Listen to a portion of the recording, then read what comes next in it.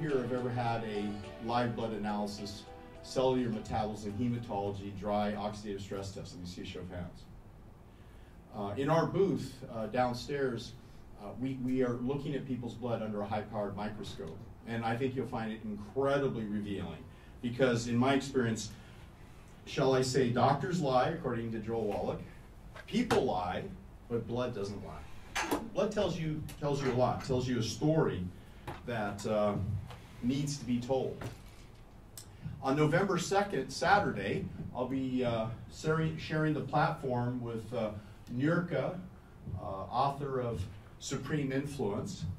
I'll be sharing the platform with Mark Victor Hansen, author of over 150 bestsellers, and Marcia Wieder of Dream University. And I'll be sharing with people in Newport Beach, which is where I'm from, Costa Mesa, Newport Beach area. I'll be sharing with people these exact concepts that you're about to hear. Morgan, can you change the slide? Just hit the little key. There you go. Thank you. So let me get an idea. How many here would like to have a long, and I'll qualify it, a long life, but a quality life? As you age, you live in great health. Let me see a show of hands. Now, to do so, successful people have something in common. They've learned the secret that they need to get to bed earlier. It's not enough just to get 8 hours of sleep.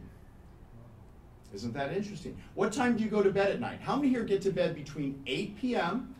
and 10 p.m. without question on a regular basis? Let me see a show of hands. Only 1, 2, 3, 4. Very good.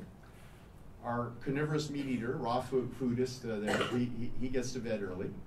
How many here get to bed routinely past the time of 12 midnight? Okay. It's New York. What would I expect? Of course. There's so much to do. Have you ever thought, though, you could get to bed a little earlier and then wake up refreshed a little earlier? Do you know that there's a window of time when your hormones produce their optimum production between the hours of about 8 p.m. and 4 in the morning? So if you go to bed at 12, every night you're missing 4 hours of critical hormonal restoration. And deep restoration accounts for a 30% improvement in longevity. Are you aware of that?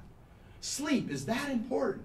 30%. You'll live 30% longer. What do they do in some of the European countries? They go to bed, but they wake up, right? And they take a siesta every afternoon, don't they? And they live longer than you do if they get that quality sleep. How many here are at your ideal body weight? Some of you are, some of you are not, right?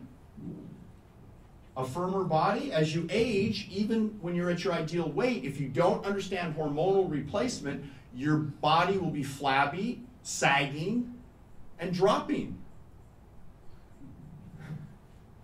Increase energy. How many here would like to have more energy? But let me qualify something. How many here have tremendous amounts of energy without depending on Red Bull, Monster, coffee? Even 1 cup a day is dangerous to your body. At least even one. Only one person in the entire room here is not dependent on coffee. That doesn't surprise me. You're even holding coffee cups in your hand right now. It's in New York. What would I expect? You've got a fast-paced life to deal with, and so do I. How many here have at least 5 children? Let me see a show of hands. How many here have to run at least 3 companies? How many here travel around the world, speak around the world? How many here have written 12 books? Oh, it's me. Do I drink coffee? Never. Read my lips. Never.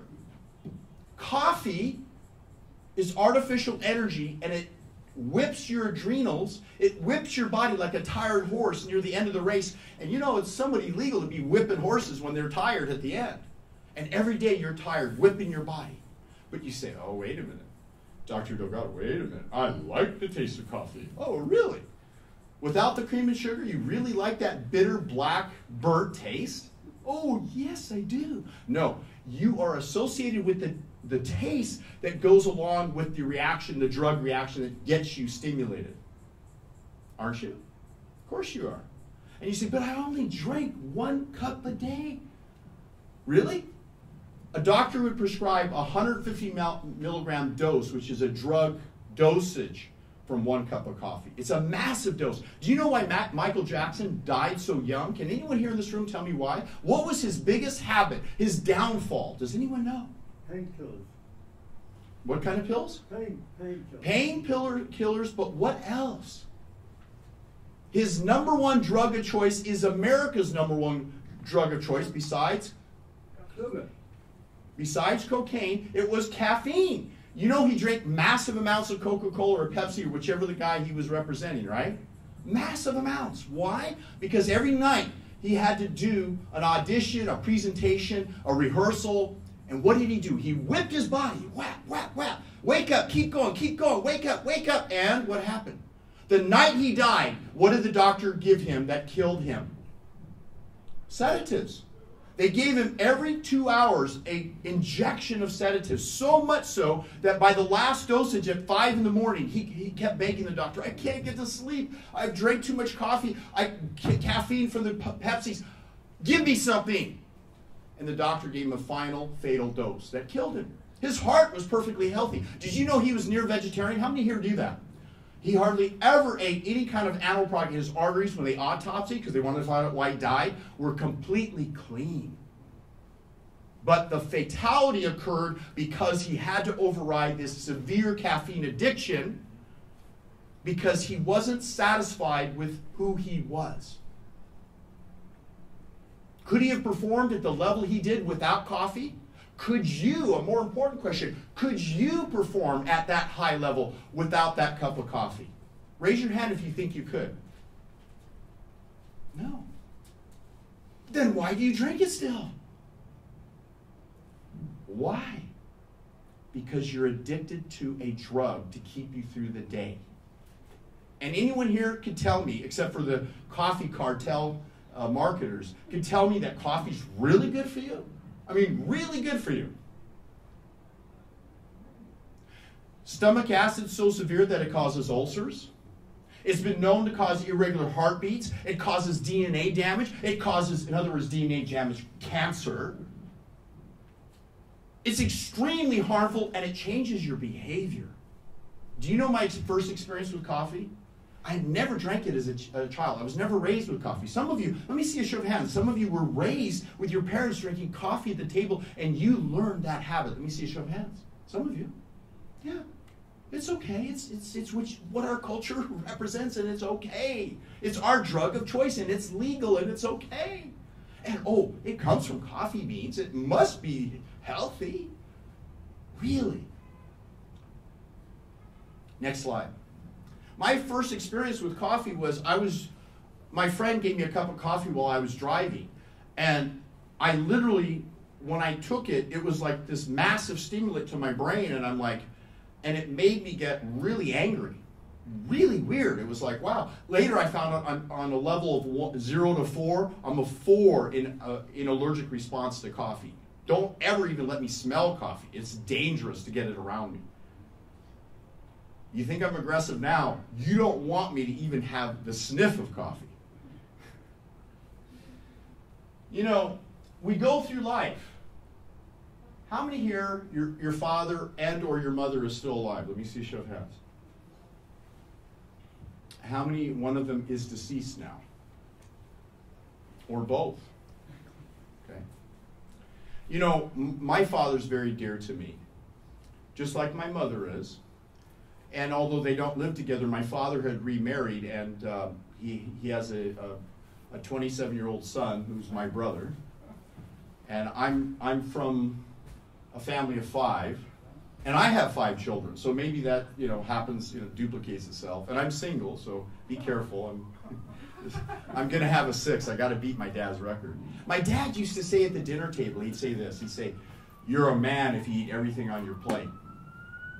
Were you ever raised in that kind of a family? You're a man. And I would compete with my father to eat a steak so big and so thick you can't believe the amount of food I would eat. And to me, that was being a man, being able to eat as much food on the plate as my father. And I also became quite severely overweight as my father suffered with. This is a picture. He's a little heavy. In a subsequent picture, I don't have with me, but he had suffered a stroke. And so his wife, his remarriage, his wife put him on, with the cooperation of the doctor, the medical doctor, blood pressure medications, diabetic medications, and prostate medications, one called Flomax. For 15 years, I would go up to Northern California. This is Paradise, California, by the way, a beautiful place. And I would plead with them, please, let's look at a natural whole foods approach and get off the wheels on meals. If you know what that is, they deliver you meat, cheese, eggs, dairy product from the 4 food groups, supposedly a healthy meal, sponsored by Medicare and so forth.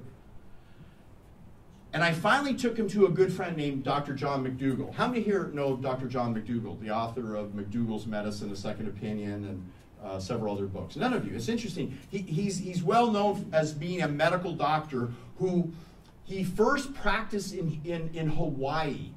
And his first experience in Hawaii was he would have these Japanese farmers who, when they would retire from Japan, from their practice, they would take on a 25-year-old bride. They were 65, and knew that if they sired a child, they would live long enough and be healthy enough to see their child through college and beyond.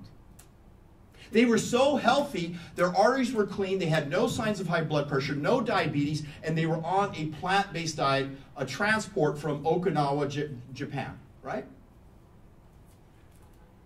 Well, I looked at my father and I said, Dad, I would like you to hear Dr. John McDougall at a lecture. So I took him at an event like this in a room full of people.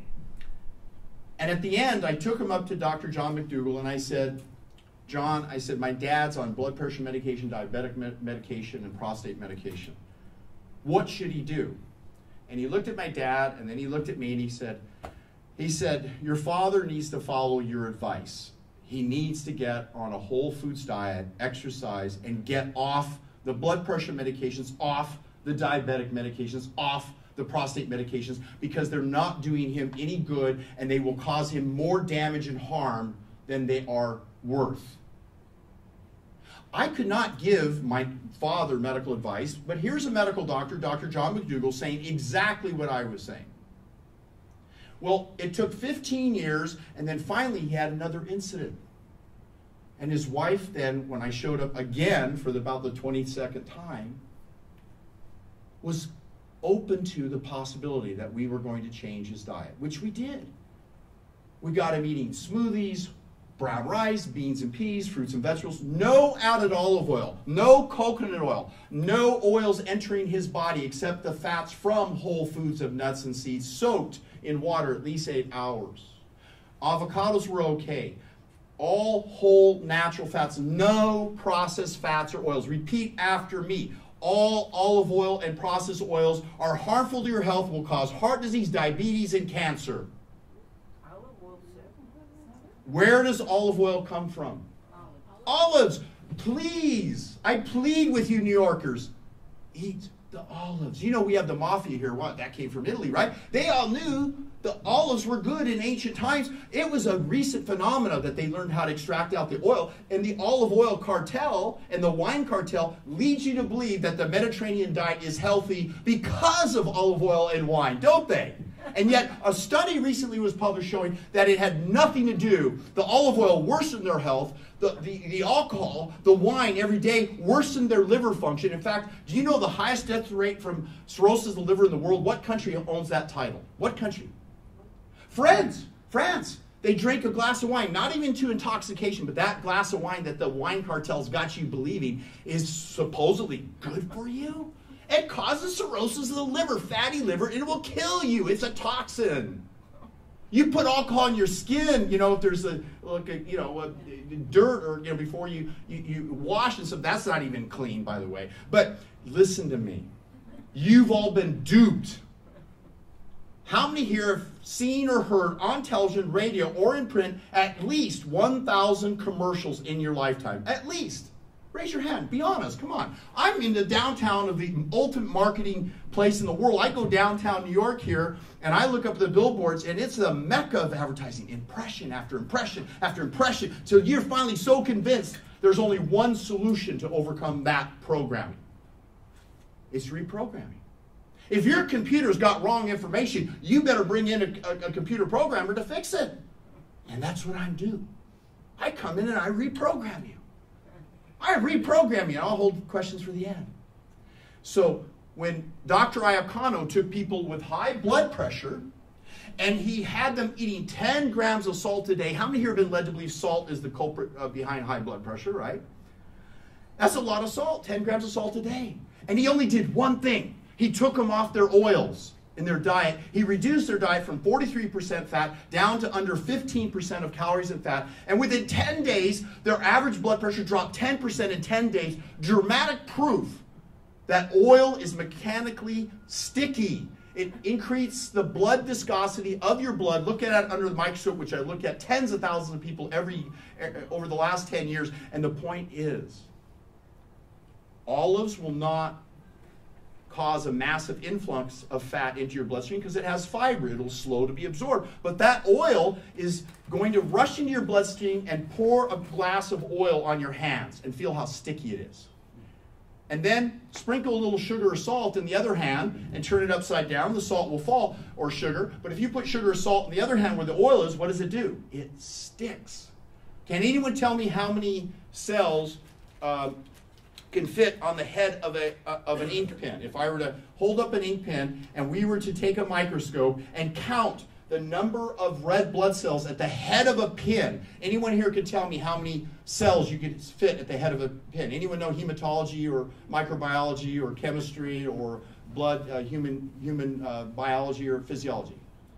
No idea.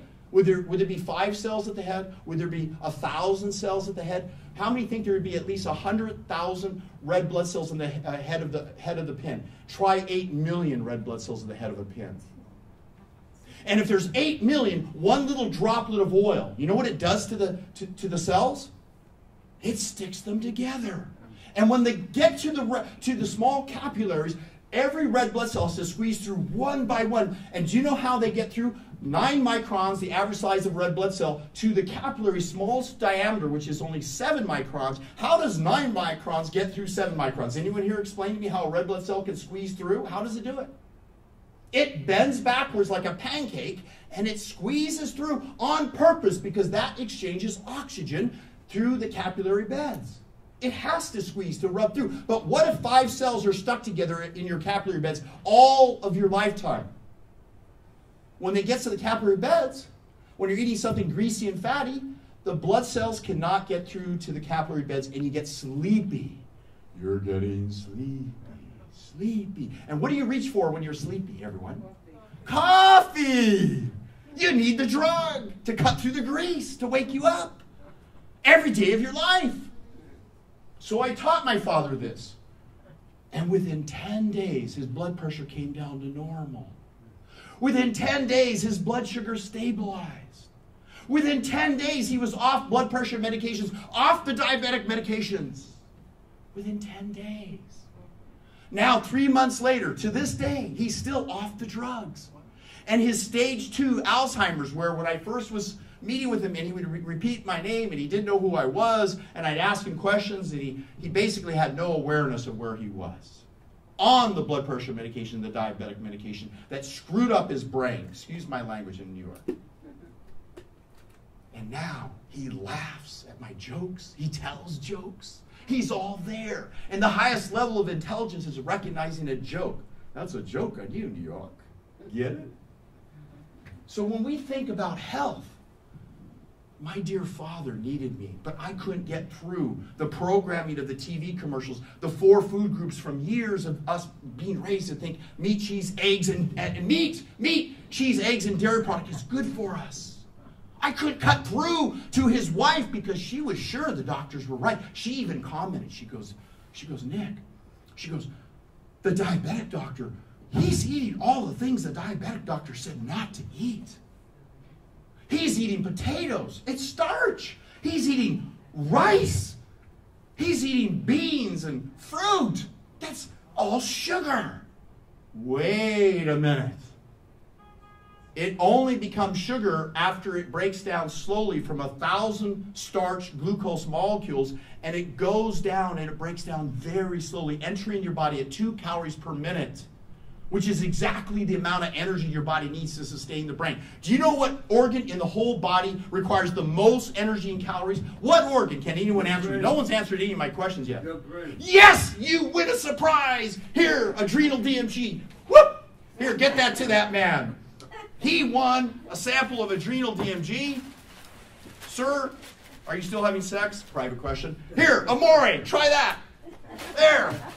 And you look lean, so I'm not going to give you lean and fit. Thank you very much. Adrenal DMG is the answer to all you coffee drinkers. 2 years ago, I created this product.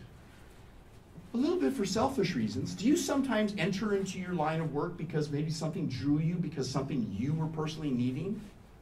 Don't they say psychologists and psychiatrists are a little bit crazy, so they go into the field? Don't they say that, each profession has a purpose and reason, doesn't it? It kind of draws you a little bit. And then if you're fortunate in your life, you do something you really believe in because it's your passion. That's why I'm here today, because it's my passion. I'd rather be home with my 5-year-old and my 5 children. I have children ages 4 to 35. My 4-year-old turns 5 next week, and we're going to Cabo San Lucas to celebrate for a week. Adrenal DMG, dimethylglycine. By the way, that's when he was, I believe, 2.5. That's Roman. He's turning 5 next week. Birthdays are wonderful when you're young. When you get old, birthdays, you start wondering, hey, gee, wow, another one? Another one? We stopped celebrating them after about, 60, 70. I have people, I asked my grandmother, I said, Grandma, how old are you? She goes, 90. I go, how old are you? 90. I go, what? I'm 90. And she was laying in her bed waiting to die. And she said, Nikki, I can't last any longer. I said, Grandma, it's not your time. She goes, Nikki, I just can't go on any longer. I said, Grandma, the family's given me permission to intervene. I'm here to restore your hormone levels, rub creams on you, have the staff here. You're attending people because you fell. I'm here to make sure they prepare a whole foods diet, sweet potatoes, brown rice, engage you in exercise. She's, Nikki, I can't do this. I said, Grandma, listen to these cassette tapes. This is years ago, cassette tapes. They weren't even, they weren't even DVDs or CDs. And she started listening to the tapes every day. And she was fed whole food smoothies off meat, cheese, eggs, and dairy product. The basis of Simply Healthy, gluten-free, dairy-free, soy-free, and let me emphasize, whole superfood, vegan foods without oil. That's a novel concept for all you vegetarians who are loading your diet up with oil and going to have diabetes and heart disease or high blood pressure and cancer. Choose your disease. Choose your processed food. Now let me ask you this. Why are you guys having so much trouble with oil? Let me ask you a question. Where does sugar come from? What food? Come on, this is not brain science. What? Come on. Sugar cane or what? How many here believe that whole beets are really good for you? High in nitric oxide, high in fiber, incredibly nutritious. How many here believe beets are one of the top 5 foods in the world for good health? Completely, I agree with you. Then why? Why in the world? But let me ask this question. How many here think that sugar is not good for you? Let me see a show of hands. Come on, raise your hand. Sugar, processed white sugar, and you just take it by the handful or the cupful. 130 pounds of sugar per year per person. How many here think sugar is bad for you? Raise your hand high. Sugar is bad for you, right? 100% of you agree, right? You agree too. Sugar is bad for you, right? Sugar will not affect your blood sugar level unless you have a lot of oil and fat in your diet. But let me backtrack. So remember, sugar beets or sugar cane was good for you, and then you took something out of it. You processed it and extracted it, and now the sugar's bad for you. Now go back. You took olives and corn, and you extracted out of these healthy olives olive oil and corn oil. You took coconuts and you took out the oil. The coconut meat's great for you. My little Roman, when we went to Thailand when he was only 8 months old, he was drinking coconut water, eating coconut meat that was blended up. coconut meat's good for you. Coconut oil inside your body is harmful. Not because of the type of fat, not because it's trans fat, monosaturated fat, polyunsaturated fat. That's just a smokescreen by the oil companies to mislead you. It's the fact that all oils are mechanically greasy and they cause an effect on what in your body? What little cells? What does it mess up? Your red blood cells. It makes your blood highly viscous. What does viscous mean? Thick. And it sticks the blood cells together and they can't get through the capillary beds, and it deprives the brain of oxygen by 20%, and you walk around like a zombie drinking coffee. Get rid of your oil, New York. And by the way, we should be an oil-free nation and not dependent on, Middle East and so forth, right? We should someday be, solar energy or something, wind energy or something. Who knows what we're going to be in the future? But definitely not nuclear energy. What's going on with Fukushima? It's still leaking into our ocean. Do you know how many pounds it took of Hiroshima to kill 250,000 people in Hiroshima when the bomb went off, set off by the U.S.? How many pounds of plutonium, a substance that's never been known in the environment, so toxic, it's the most toxic substance on the planet, never been known in human history except for the last 100 years after the big project for nuclear energy. How many pounds of plutonium did it take to kill 250,000 people? Any idea? Come on, you're going to win a prize. 4 pounds of plutonium it took to kill 250,000 people when that bomb imploded and it threw its particles. You see, the initial blast killed a lot of people, but people don't realize most of them died after the radiation particles, which linger in the environment. How long do radiation particles linger in the environment? From how long to how long? From cesium, radioactive iodine, to on up to plutonium. Anyone know how long radioactive particles linger in our environment? Any idea? Try more than 10,000 years. So now there are 4,000 pounds of plutonium floating into the Pacific Ocean and reaching the East Coast as well. 4,000 pounds, and it only took 4 pounds to kill 250,000 people. How many people died in Chernobyl near Europe when that radioactive started leaking? Anyone know how many people died due to Chernobyl? Any idea? The initial leakage of radiation was very quiet. A few people, technicians, died because of the radiation exposure, similar to what happened at Fukushima. Do you know that 1 million people died of cancer from Chernobyl in the following 10 years? I predict more people will die from the Fukushima event, not in Japan only, but because the airstream that's already reaching New York and the water and the food supply, I predict it'll be tenfold that. And yet worse. Do you know what they did in Chernobyl to shut it down? Any idea? Huh? I didn't quite understand what you said. A second bomb? No, sarcophagus. They buried it in cement. They took 1 million soldiers and they buried Chernobyl in cement. 1 million soldiers. You know what they've done in Fukushima? They're letting it leak still because they don't want you to fear that radiation poisoning and radioactive particles is going to kill tens of thousands, if not millions of people. They don't want you to know that. Why? Because you would shut that down. How many people died in the Twin Towers? The biggest tragedy of this country's history, and yet more people are dying from Fukushima right now as we speak. Do you know that butterflies are coming out with 3rd heads now? There's insects. The mayor of Fukushima has already died. We're talking.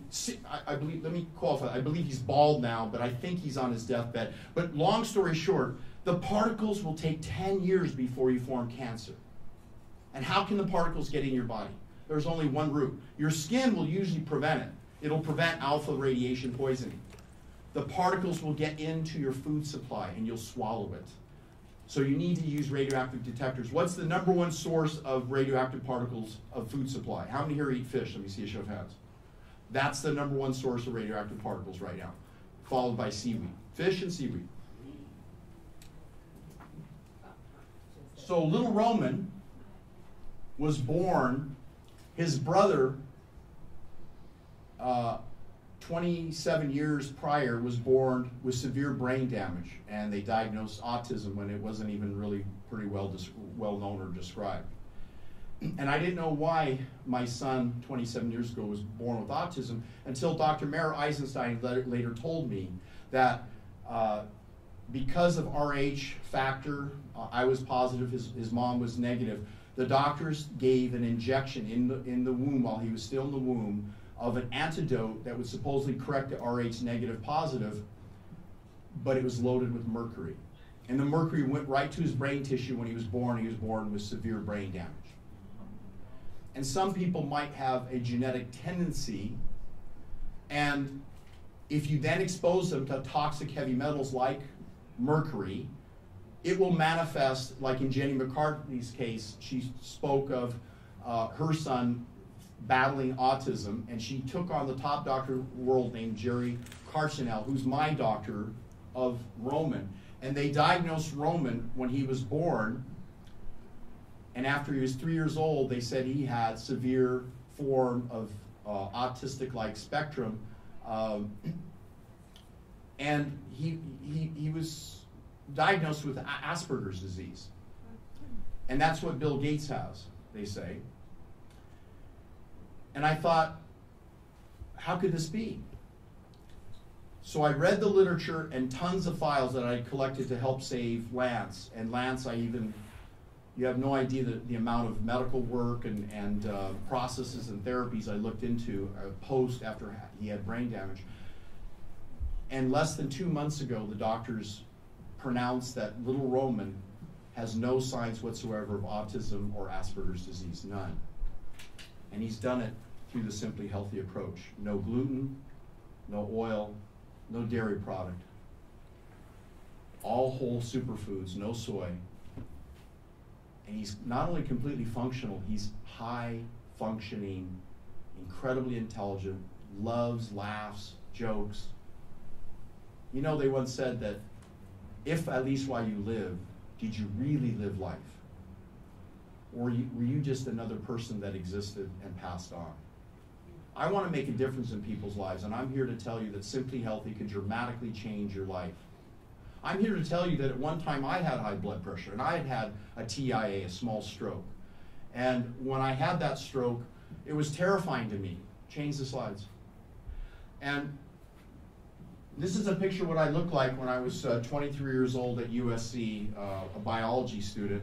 And you can see I was trying to hold in my stomach, and 6 months later, after changing my lifestyle and following the Simply Healthy lifestyle based on a book I read by Live Longer Now, Nathan Pritikin, you can see I could hold in my stomach there, and here I could not, even though I was trying to hold in my stomach. I reduced over 50 pounds of body fat. My blood pressure came down to normal. My strength went through the roof, and I did it on a plant-based diet. This is a picture taken last month after my workout. So if anyone says that vegans, which I've been for 35 years, do not get enough protein, I would argue that you'll get all the protein you need to manifest your genetic potential in sports, athletics, and overall in health. And if you question that, then come to the Arnold Classic, where I will be the oldest competitor in the world 1 year away from 60 in February, competing against the world's strongest strength endurance athletes. I'm not a bodybuilder, I'm a strength endurance lifter. And I will be taking 45-pound dumbbells and lifting overhead continuous, alternating hands, and lifting continuous until I lead Team USA to our second world championship. Let me ask you this. Any of you guys lift weights, or girls? You ever do a curl? You know, say take 50 pounds and curl it. How many times do you think you logically could curl within 1 hour? Any idea? How many curls could you do if you're in good shape? 10, 20, 50, 100? Just throw out a number. Anyone work out here at all? How many? Not too many. Not too many. Maybe less than 100, right? Less than 100. With 50 pounds. 50 pounds. You, sir, do you lift weights? Sometimes, yeah. Do you lift weights? Y'all marathon runners? I don't know, for me, I mean, I like running, but, you know, I like lifting more.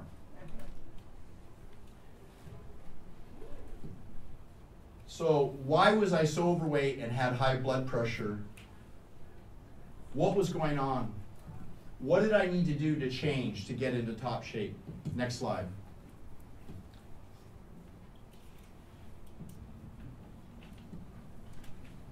Just let it go. Look at the slide. It's playing. It should be playing.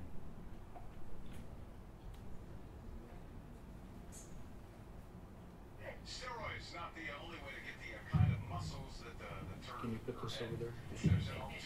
Hold this together. That's what it plays.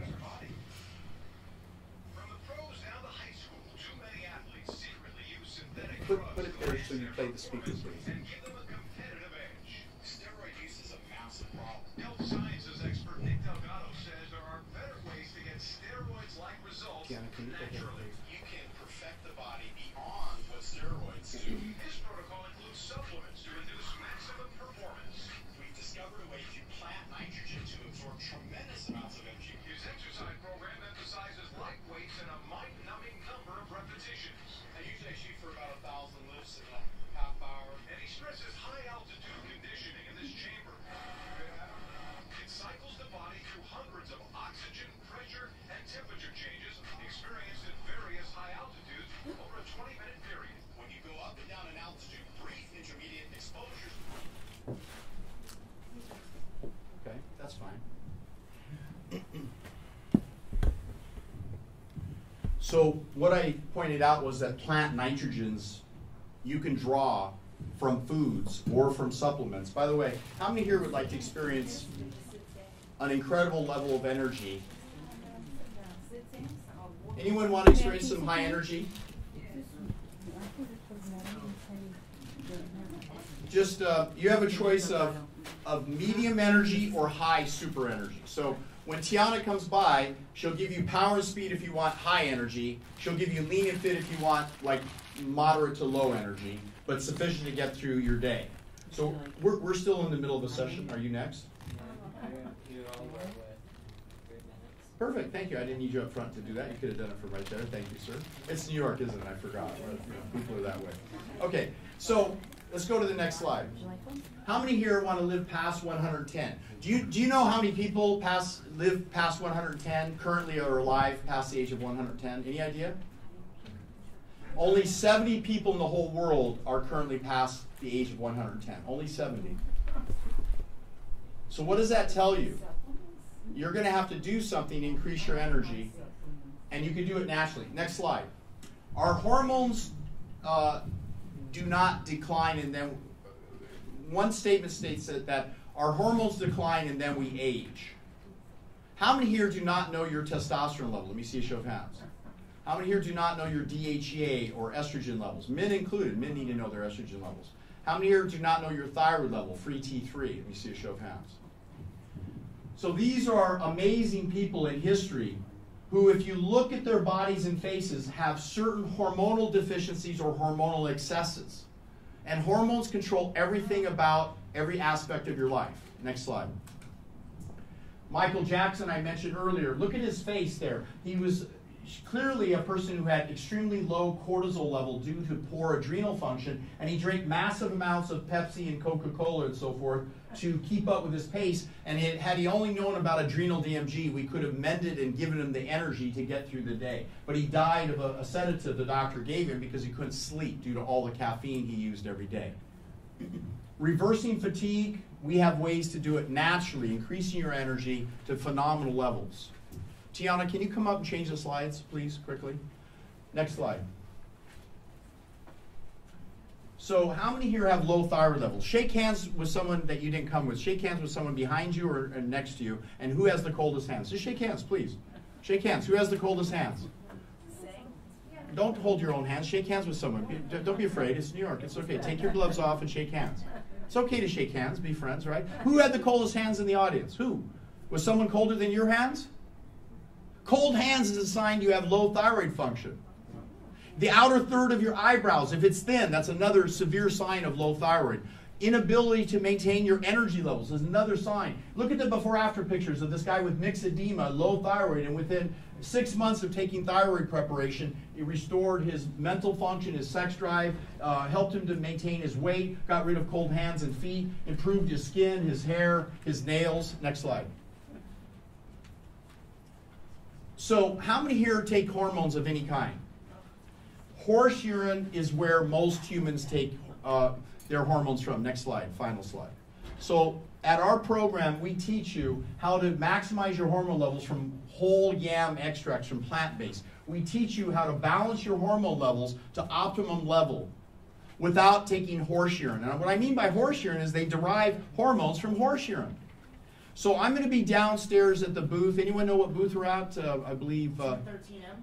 213, the M level, is that mezzanine? No, M just means it's a mini booth.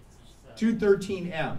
And I'll be there to sign books, Simply Healthy. I'll be there to offer a oxidative stress free radical damage test under the microscope. I'll be there to give you samples. I'll be there to answer your questions. And I also speak again today at 5 o'clock, I believe. I'm doing a workshop from 5 to 6:30. And that's in what room? Sutton Place, I believe? 2 to 3 in Soho. Oh, 2 to 3, and that is the workshop? Yeah. Okay, and that's going to be on eyes open hypnosis. I'm going to teach you how to laser focus and overcome any condition that you're... I'm sorry, I lied. 7 to 9. Yeah. And that's Tips Bay. 7 to 9. 7 to 9 is my workshop? Yeah. But I'm also on a panel today, I believe, at, I want to say 5 o'clock. The nutrition panel is 5 o'clock. I'll be on the nutrition panel at 5 o'clock, and then tomorrow I speak again on a panel, the sex panel, which will be really fun. And I believe I have one more lecture. No, I think that's it. So that concludes my appearances here in New York, and then I take off to my plane back home to my 5 children and my wonderful life. And it's so good to be here in New York. I'll see you downstairs, and thank you very much.